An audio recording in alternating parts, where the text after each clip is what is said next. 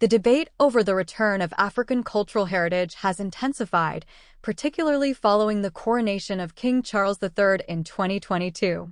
Many African citizens and leaders have called for the restitution of artifacts taken during colonial rule, with one of the most prominent cases being the Star of Africa, a massive diamond embedded in the British royal scepter. Cultural heritage plays a vital role in shaping a nation's identity, yet it remains under threat due to historical looting and colonial exploitation.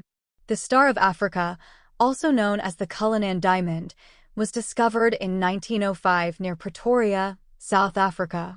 2 years later, the Transvaal government purchased it and presented it as a birthday gift to King Edward VII.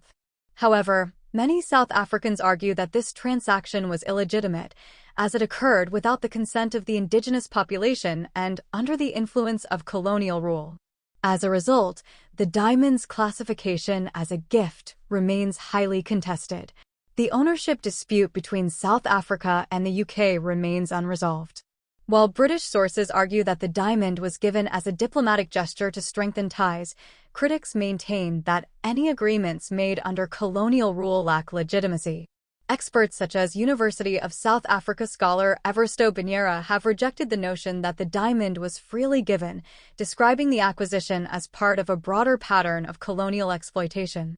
The UK's reluctance to engage in discussions about restitution reflects a broader trend among former colonial powers to avoid addressing historical injustices.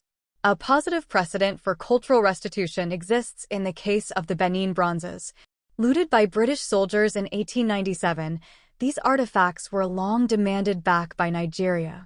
In 2022, Germany formally acknowledged their colonial origins and facilitated their return, citing reconciliation as a key motivation. This diplomatic success demonstrates how nations can engage in dialogue to address historical wrongs and strengthen bilateral relations. The case of the Star of Africa could benefit from a similar diplomatic approach. The concept of multi-track diplomacy, particularly government-led negotiations and engagement with external mediators, could create a path toward resolution. If both the UK and South Africa commit to open dialogue and cooperative engagement, a fair resolution may be possible.